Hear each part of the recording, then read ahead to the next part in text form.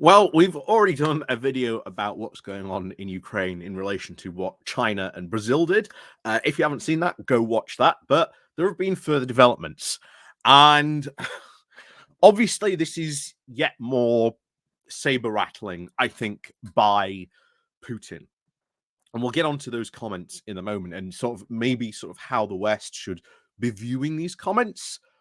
But let's be realistic about what Ukraine is asking for here. They are saying, as they have said multiple times throughout the war, we need these weapons in order to keep us safe.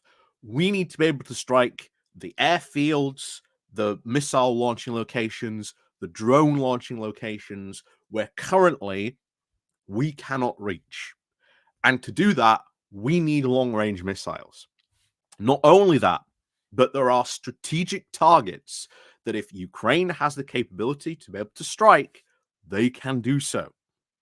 So one of the big ones would be like rail networks, rail lines in Russia. Russia has had a horrible, horrific time actually trying to replace some of these rail lines whenever the Ukrainians have got them into range and destroyed them.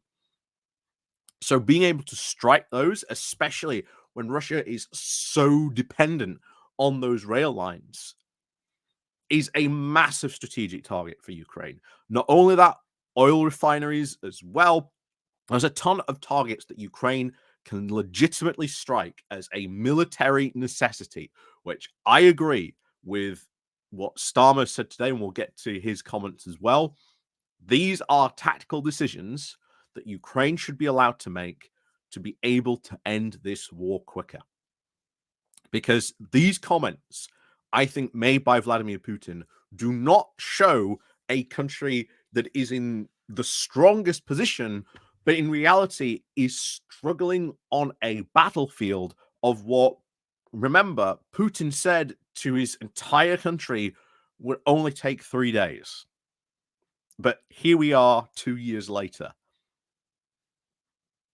So before we get more into these comments and stuff like that, talking about that, please remember to click on the like, share, and subscribe button. And of course, down below there should be there is the Patreon page, the Buy Me the Coffee link where you can buy me coffee, the YouTube thank you button, and of course there's the Pony Club down below as well. So thank you very much to everyone who does support the channel that way. And you can also click the like, click the share button, click the bell, smash the like button, etc. Hopefully it's all lit up and everything when I say that. But yeah. Like I say, thank you very much to everyone who does support the channel, however you may do that. Of course, remember to leave a comment down below as well. It helps with all the algorithmical things as well. So what has obviously been said here, and what has been said? Well, obviously, it's Ukraine has been saying for quite a while now, we want these long-range missiles. We want to be able to use these long-range missiles, but we want restrictions of these long-range missiles that you've said you cannot strike into Russia to be lifted. Once these go, this is when Ukraine can start striking other targets inside Russia, which, bear in mind, most of those targets that they've said and that they've talked about striking are positions, air bases that are directly facing into Russia. Into Ukraine, shall we say. So these are very, very important things, strategically, tactically important. And the more of that equipment that Putin loses, the more of those strikes become successful. The more Putin cannot keep this illusion that everything is going right. Hence, the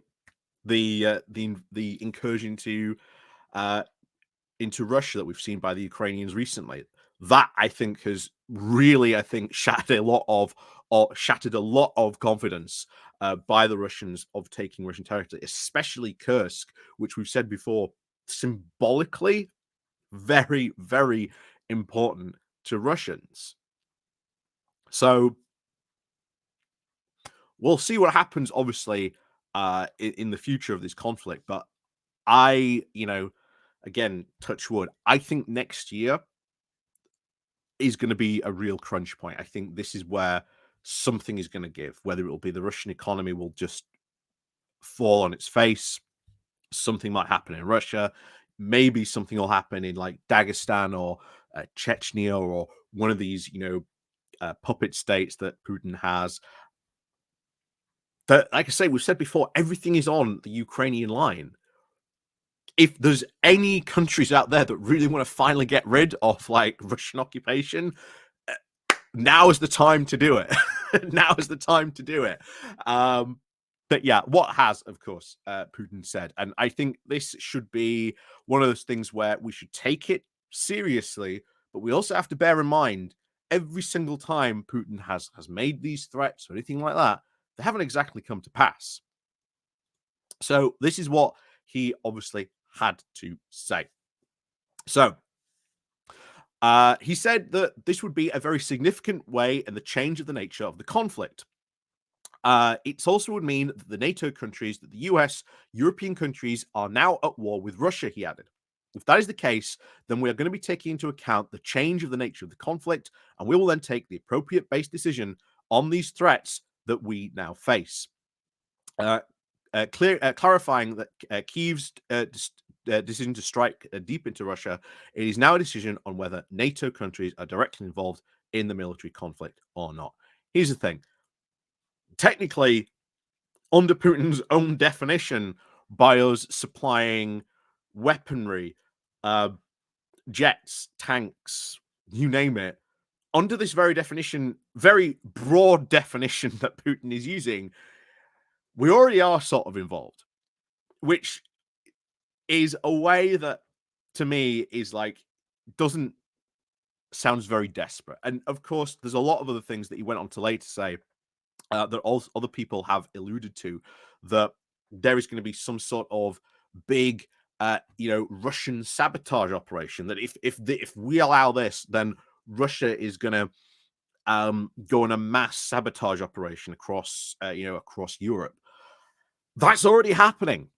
We've already had a lot of, shall we say, very mysterious shall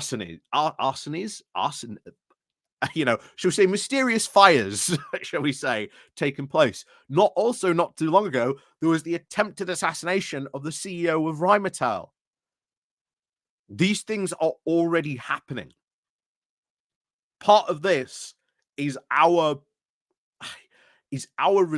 reluctance not to let the Ukrainians fight too well, and making them fight with one arm behind the back constantly throughout this conflict. And I think it's well past time we just let the Ukrainians off the chain and just said, you know what, you need to defend your country. Here's what you need. Go at it, Ukraine. Just go for it. And they have shown plenty of times in the past, whenever they have had given the weapons, etc., they can do it. That they can get the job done if we give them the means and the capabilities to be able to do that.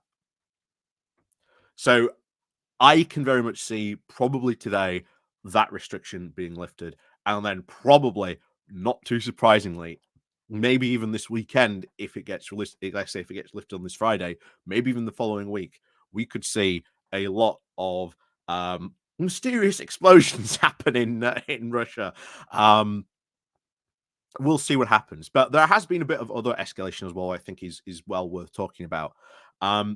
Obviously, Iran supplying Russia to the point where the French Emmanuel Macron has summoned the Iranian ambassador about this. We don't know at the time of me doing this. I don't know if there's going to be repercussions or anything like that.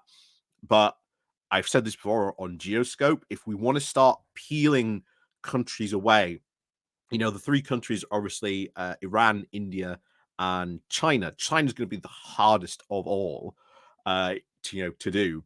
But Iran is really the easiest to do, to sort of bring it back. And it's going to take a long time. But to say, hey, Iran, if you stop doing this, maybe we can, start to lift some sanctions on you. We'll start to, bring you back into sort of the Western world. I think that would have a massive impact. And especially now when you've got a new president that isn't as anti-West as, the last one who, died in a helicopter crash. But it is a time to sort of move and make those moves for Iran to sort of bring them back into some sort of, almost diplomatic normalcy. Well past time to sort of do that. But we'll see what happens with this. But like I say, keep your eyes open on this today. I think this is going to be lifted. I think you've got Keir Starmer pushing for this.